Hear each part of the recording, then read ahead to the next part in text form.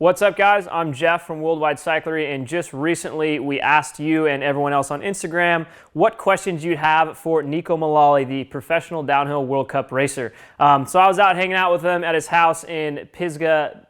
No, it's not Pisgah. It's Pisgah Forest. Pisgah National Forest? What's up, guys? I'm Jeff from Worldwide Cyclery, and recently we asked our audience what questions you guys have for Neko Mulally, the professional downhill World Cup racer. We go into this round 3. I got it on the third try.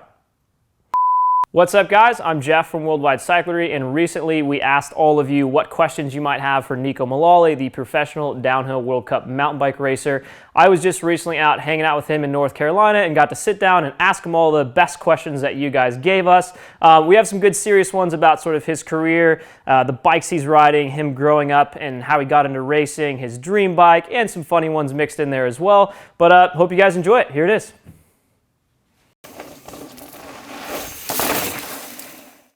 All right, sweet. Do you think growing up on the East Coast has made you a better rider than if you grew up in Cali? I think so. I mean, based on the races that I'm doing, this year we've got 7 race series for the World Cup and 6 of them are in Europe. So in Europe it rains a lot, and on the East Coast it rains a lot. So like the tracks that I have here are very similar to what we're going to race in a lot of the Alps races and the ones in Eastern Europe. So I think it definitely makes me a better rider, and I just like living over here. I think living over here makes you tough too. California, you get soft, So yeah, true. And ironically, the podium you had in Australia was a complete mud fest, and you killed it there. Yeah. Like, that's kind of like how a lot of the riding is out here. Yeah, I mean, it makes it a lot harder. So I like it when it's like that. Separates the men from the boys. Yeah, I completely agree. I can't ride mud for shit, but I can ride just fine in dust. What's funny is, like, in California, the loose gravel over hard packed is like much sketchier to me than mud and roots. Yeah, a lot of it is like what you grew up with and where you're used to. Totally. Yeah. Cool. What is the most valuable thing that your experience as a professional athlete has taught you? I guess in the beginning it was just communication skills. Like when I was 16 and 17, I was talking to Martin Whiteley about racing for a factory World Cup team. So I had to carry myself and negotiate my contract and kind of work out everything for my deal. So that's something that at that age, I never would have learned in high school. And I learned a lot just through my communication and carrying myself as a professional. And then I guess after that, it was a lot of being organized, accountable, and responsible. Like you're pretty much gonna make your own destiny. So you're responsible for, exactly what's gonna happen in the future for yourself. So I think that just learning how to put myself in a good position so that I could be prepared for my races. That's something that you can apply to anything in life, really, that you want to be successful at. Yeah, agreed, man. It's awesome. What's a goofy mistake you've made as a professional athlete? The worst one was the back protector in Switzerland. It was just embarrassing, honestly. Like it's weird because, to kind of explain the backstory, at all the World Cups, depending on what country you're in, you have different rules for the protection. Like in France, you need gloves, back protector, elbow pads, and in other races like in Fort William, there's no requirement. You just need a helmet, and it's different in each country. I think it's to do with insurance. And in Switzerland, they sent us the email that said you need full finger gloves, full face helmet, knee pads, and back protector. And there's no standard for what that is. Yeah, no clear definition on what is a back protector. Right, and so like I've done it probably 15 times where I ran cardboard taped into my jersey because the guy at the top, all he has to do is pat you on the back, and if there's something between your back and your shirt, then you're good to go. That's not uncommon, right? Other racers on the World Cup scene are doing the same thing. For sure, and I can't say that day that they did because I was the only one that got caught. But it's something that, like, if you don't normally wear body armor, it's like super uncomfortable to do it. Totally. And the French guys are at an advantage because they grow up having to do it at every race, so they're used to it. I taped in cardboard, and I did it in qualifying, and in the final they they told me I wasn't racing, and that was like, I didn't have any leg to stand on, because what was I going to say? Like, I had cardboard tape in my jersey. Of course it's not going to be protective. I'll be the first to say that, but it's like, for the email that they sent, I mean, I did have back protection, like it's corrugated cardboard. You know, like it's that's tough, man. So that was definitely like the worst mistake, I guess, and just embarrassing. Really, is the only way to describe it, because I had to go down on the gondola and explain to my team manager why, you know, he paid for me to come to this race in Switzerland and eat expensive meals all week to be ready for my race, and in that country, you know, everything's super expensive, and then not actually partake in the race. And it was just, you know, a lot of people put a lot into that, and then it was just a dumb thing that happened, and I took a lot of shit for it, and I kind of deserve it. So yeah, that's a bummer. Just trying to scoot the rules a little too much. Well, you live and you learn. What about the time you took 2 left shoes with you as a junior over to Europe? Actually, that was to Sea Otter. Sea Otter. First year when I was on Team America, and of course Kyle Strait, my teammate, did not let me live that one down. But my mom had to overnight me the right shoe, like the single right shoe, the correct shoe, the right shoe. Yeah. I had just like got all my new gear for the season, like packed 2 shoes, and they were both left shoes. So yeah. That's awesome. Here's one for you. Would you rather win Downhill World Champs on an XC bike or win XC World Champs on a DH bike? Well, both would be impossible. I'll start with that. Maybe John Tomac did it on the same bike. Maybe the bike wasn't even different then. It was the same. But honestly, like, the XC guys are so good at descending. If you like watch some of those races, like the descents are gnarly. Like the one at Mount St. Anne underneath the chairlift. Like I would struggle to ride that on a trail bike with a dropper post, and they're riding it. Girls riding it on hardtails with a seat. Pogoing like that. It's just crazy. Like there's no downhiller could beat Nino Schurter riding downhill on a cross country bike. Wow. No way. Like with a no dropper post, like he's got you covered every time. But so I don't know. I think it'd just be badass to be out there on that cross country course with a downhill bike. Like it'd be like crazy. So I'd pick that, but yeah, not possible to ever do either one. Yeah, not at the scale it's at now. What is your dream bike? Well, I guess one that I designed. And you know, I'm pretty happy with the geometry of this thing. Like, it's got a pretty long chainstay, which I'm happy about. That's something that I would have liked to try last year. So the chainstay is 458, which is definitely on the long end of things. And when you go so long with the front end, like in proportion, it kind of needs to equal out the front center to rear center ratio. And if you're a guy like me that rides XL bikes, you can't just go longer and longer and longer with the front and expect that the same chainstay is going to be proportionally correct. Oh. So, I mean, I always look at guys like Troy Brosnan riding, and he looks great on his bike, and I just always think like, man, if I rode a size medium, my bike would be so proportionally correct. Yeah. But being on XLs all the time with like almost all bike companies run the same chainstay length on every size, so they just seem too short, and this one with the long chainstay is really good.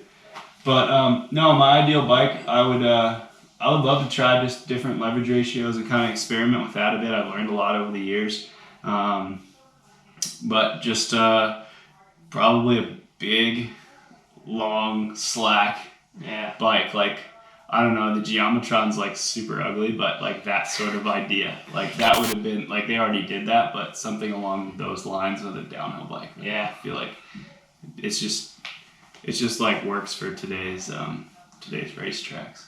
Yeah, so I mean, when you think about a bike, it's very different than like when I would or like when most riders would. Like you're thinking, what do you need your bike to do for the racetracks that you race on, right? And the speed you're going, which is vastly different than the common folk. Yeah, for sure. I mean, like I was listening to a podcast with Josh Bryceland, and he was saying that he rides a size medium now, and the guy's like 6'3", like he's super tall.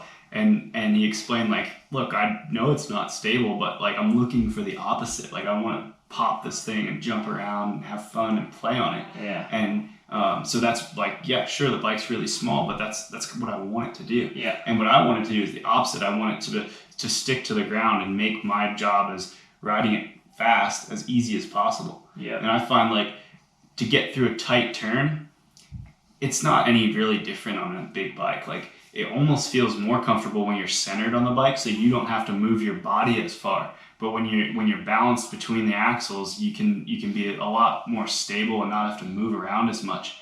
And it doesn't make, like, a tight turn sucks if your reach is, a few mil shorter or longer. Like the tight turn sucks. Yeah. So, but riding really fast stuff that's chattery and just like some of that stuff under the ski slopes at the World Cups is just so gnarly, and it's a lot easier to get a big bike through a tight turn than get a bike that's unstable down some of that high speed stuff. It just feels dangerous. Yeah. So this big like slack bikes, 29er, just like makes it feel safer riding at that speed. Yeah. And when that's what the job is, like, I mean, look at an F1 car. Like that thing would suck to drive through a parking lot. Yeah. And that's pretty much though, yeah. what this is right here. So. Yeah, that's cool. That's a good lead into the next question, which is it true that pro racers don't mind what bike they ride as long as it has good parts? No. I mean, I guess it depends who the rider is and how much they're getting paid. But I think it makes a big difference. Like everything makes a difference. Like as a pro rider, you put so much into your performance that, when you're training, like there's times when you're like, you'll go through any length to try to gain an advantage. And the chassis of the bike is probably the most important part of it. Like it's hard to say which is the most important part, but the bike all together as one, cumulatively, the sum is greater than the whole. So skimping on the frame or the chassis is just like you're giving something up if it's not a good chassis. Yeah. And that totally influences how the suspension feels and how the bike behaves. So I'd say it's like one of the most important parts. Like they start with a good frame, but in saying that, like a lot of frames are good now. Like, yeah, totally. A lot of bikes work really well, and if you're gonna ride for a company, like you can sometimes tweak that stuff too and say like, hey, this is what you got, this is what I want it to do, and they can make some minor changes. A lot of times with linkages, they can use the same front triangle and do something with the link to make the bike feel different. So, I don't think. I think it's important to all riders. It's very important. Yeah, totally. What do you like better, racing downhill or building trails at Windrock? Man, there's like the little devil on my shoulder building trails at Windrock. It's like I love it so much, and it's so fun, especially building the racetracks. Like building the track this weekend, unfortunately it was like super wet in the race, and we didn't get to utilize all the line options and everything like that. But the practice day was good weather, and like every turn had like 3 lines through it. And you could go inside, outside, middle, over the rock, whatever. And like building a racetrack with multiple line choices that are all similar speed is like a super fun thing to do. Yeah. And I love doing that. I love all the hand-built trails, like digging by hand. I hate finishing machine-built trail. Like that sucks. No, I absolutely love trail building, and like there's definitely days where I have, not ridden to do that. Yeah. But racing is like, that's been my passion since I was a little kid, and like there's nothing that beats going out and competing at the highest level and achieving your best results. So I don't know, I'm doing them both now, so I don't think I have to choose one. Yeah, that's perfect. That's cool. Yeah, so for those who don't know, Windrock is your / co-owner of that bike park just outside of Knoxville, Tennessee. Yep. And downhill trails, enduro trails, tell the people. Yeah, so Windrock was a place where I used to go to train. It was the only downhill spot in the southeast, really, that we could ride year-round. There's a couple other places like up at the ski resorts, but they're only open in the middle of the summer. So Windrock's a Jeep park. It's an off-road OHV area. And I would go out there with my buddies, and we would buy a Jeep pass, and we would build rake and ride trails and shuttle ourselves. It was like a private road that was paved to the top because they have windmills up there. That's why it's called Windrock. So they paved the road to build the windmills, and it's private. So we would just shuttle that private road and build our rake and ride trails. And I was riding out there so much, the owners of the property asked, like, hey, how can we get more people to come and ride bikes here?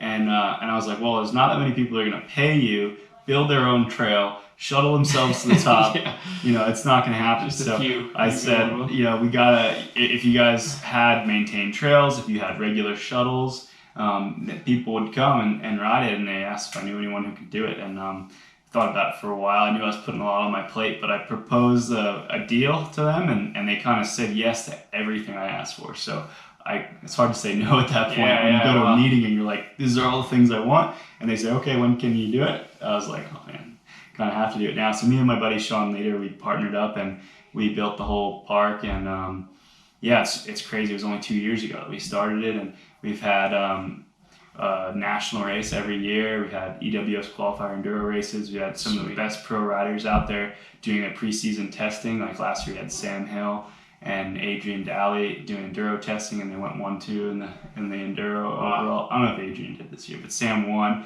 And then we had Amari Purion out there preseason testing, won the World Cup overall. So we have some legit people coming out to ride, and it's just cool to, as you know, like apply some of what you learn as a racer, how to like gain any advantage you can and kind of get the most out of everything and push things to the limit and punch above your weight, to apply that mindset to business as well. So it's been fun, and like to just see like any bit of work that goes in pay off is really inspiring. So it's cool. Yeah. It gives a lot back. Like we got so many little kids that are such good shredders now too. Yeah. Like kids that are like started riding out there when they were 13 and now they're 15 or 16 and they just rip. Like the 15 to 16 national champion and the 17 to 18 national champion in Junior X are both from Windrock and ride at Windrock all the time. That's so awesome. I'm pretty proud of that. Yeah, it's just the tip of the iceberg. That's cool. Does it have natural and bike park style trails? I'd say it definitely has natural trails. They're the cheapest ones to build, so we just gotta rake the leaves off. But yeah, we kind of started from the top down, which is opposite. So we built like the hardest stuff first because it's what I wanted to train on, and it's the cheapest. Like you do it by hand, and then we do have a few machine built trails that we've been improving. But in the beginning, we like every day we had this excavator rented. It was costing more money, and we were just had whatever we could afford to invest into it out of our pocket. So we like rushed down the mountain with this excavator, and as soon as we got to the bottom, we had to return it so we could get our money back. And yeah, we built a couple machine built trails. We just had one to start, and now we've got 3 of them. So it's got a mix, and we got a jump line too at the top. So nice. We definitely focus on raw natural stuff. Like that was actually a question. Do you prefer natural or bike park style trails? Natural trails all day. Like totally. I probably spent I knew the answer to that. 3 months of my life working on that flow trail all added together. Yeah. Like I groomed every inch of it by hand when we built it. And I hate it. Like I don't like I hate riding down. I never go down it. I just like riding the gnarly stuff, and it's cool to see people that come out to the park like embrace that. Like now dude, I love that stuff. All mountains like that bike parks anyway. Like bike park trail is like a term like enduro. You know, it's like a berm trail is like it's just generic. Like every bike park has the same one, and by having a different style makes us very unique, and like to the point where people are like, you know, fuck bike park trails. Like I want to ride that gnarly shit. It's like, well, I didn't take it that far, but like people show up and I'm like, man, you probably shouldn't be here. Like this is too gnarly. Like you don't have all the right equipment, and like I can tell you don't know what you're doing, and they'll struggle down the mountain, but they'll come back every time. Great time. They'll slide down on their ass and they'll say they had the best day ever and come back, and it's just like, it's cool. There's some YouTube videos of people doing that at Windrock. Oh yeah, we are toughening I take pride in that we're toughening people up. Yeah, I love it, man. All right, well, here's a funny question from the White House 84. Are you paid salary or hourly? I'm actually paid by the minute. Paid the minute. You know, I gotta make an honest living, and those World Cup runs are pretty short, so it's very expensive. I'm paid a high rate. If you were not a pro racer, what job would you have? Oh man, I would probably be a trail builder or running a trail building company, I guess, just because that's what I've been into lately. I definitely would not be doing anything to do with organizing events. That's terrible. I would kill myself. Maybe diesel mechanic. You know, I bought a bunch of diesel trucks, the shuttle trucks there, and I bought every single one broken and fixed them to save money. So I enjoy that. And I like it, man. Fixing broken trucks. Yeah. How many chains have you broken? More than that 1.5, I'll say that. That's funny though. That's crazy. Like that happened, and that day was so unique. Like I look at a picture, and the chain is wrapped around the non-drive side chainstay. Yeah. The fact that the chain came off my bike and didn't get tangled in the rear wheel is insane. Like if that would have happened, it's just been like that crazy experience that day never would have occurred if it would have just got tangled in my rear wheel. Like true. So it somehow fell off, and off I went. But so backstory on that, which was, what year was that? That was Worlds in 2014. I broke my chain out. It's like I got maybe 3 pedals to get going, and then broke the chain changing gears. And I mean, it's a new chain, everything. Like it's just happened. Like right out of the gate, within like 10 seconds. But I mean, right? you putting all the power you have and dropping 3 cogs. Totally. It wasn't the fault of the chain. It just happens. Yeah, or in the mechanic. But the crazy thing was, you then just kept riding as fast as you could and got 4th place at World Championships. Yeah. And that's what like made it like go viral, right? Totally. That was like definitely one of my claims to fame. And I don't know. I just like, it was the last race of the year, and I wanted so bad to do well that I just wasn't taking no for an answer. Yeah. Like when the chain fell off, I was just like, all right, I'm not touching the brakes now. And almost died in the first wood section trying to not use the brakes at all. But it worked, man. Man, that's crazy. If I could just ride like that but pedal, I would win every race. I need to figure out how to do that. One day, man. One day. All right, here's a question. Coil or air? Oh man, that's a tough question. I still go back and forth. Like, funny enough, I've got an air shock on my downhill bike and a coil shock on my trail bike right now. Yeah. But no, I think they're very similar with the Fox anyway. With the X2 shocks, like you can get a similar feeling out of both. The air shock's got more adjustability, which I like. You can add 5, 10 psi. You can have 1 psi if you're not happy with your spring rate. And in the coil springs, you're stuck to 25-pound increments. And then you can add volume reducers to control the ramp. And so you just got more adjustability. You don't have to carry around a bunch of springs. It is a couple 100 grams lighter to run the air shock, which I'm not concerned with that.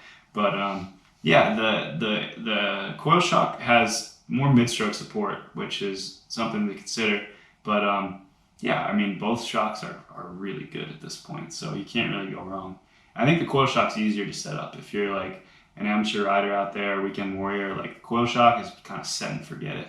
You don't have to worry too much. Other than the spring, once you figure that out. Yeah, once you get the spring rate down, you just don't really have to worry too much about a coil shock. And they feel good out of the box. So yeah, totally. That's cool. One question: how do you get that fast? Oh man, hours of practice. Like when I was a little kid. Practice and patience. Yeah, there's tons of racing. I raced a lot growing up. We went to all the races in the Northeast.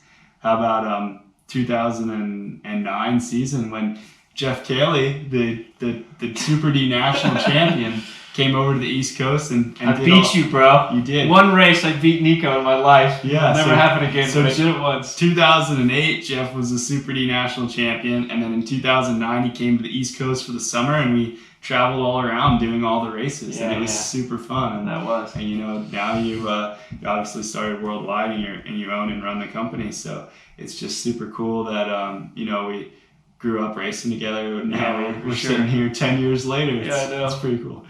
Life goes on. You're still riding your bike, and I'm selling bikes. All right, breaking them, you're selling them. Yeah, right. All right. What is the hardest part of being pro? I think it's just resting, honestly, and managing your time. Like you gotta be putting in hard training, and not always hard training, but just disciplined training. And then when you're not training, if you should be resting, you should be sitting with your feet up so that you're prepared for the next training session. Yeah.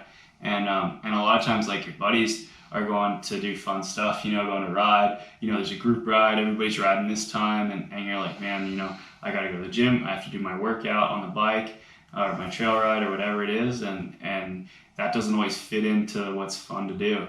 And sometimes it's beautiful outside, and there's tons of fun stuff to do. Yeah.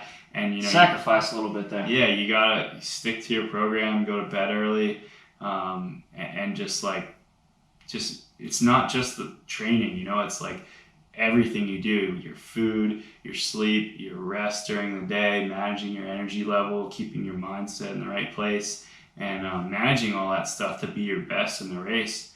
Like if more was better, it would be an easy formula. But like when you're growing a plant, it's like sunlight, water, and soil, like everything that has to add up to it to make it grow. So like it's just managing the times that you're not training and not on the bike, and everything you're doing throughout the day. Like it all adds up to your performance. So that's the toughest thing really, is just saying no to stuff that you want to do, stuff that's fun. Yeah, I've been in that scenario with you. We were going to go do a trail ride, and you're like, oh no, I got to go do intervals. And then Logan and I just went and rode a trail ride when we were in Vermont that time, and you're just out there pounding out intervals, like bleeding out of your eyes. I'm like, discipline, man. It's impressive. Well, let us know down in the comments what you guys thought of that. If you want us to do more Q&As with other professional racers, make sure to share this video with your mountain bike buddies. Hit that subscribe button, and we'll see you in the next one.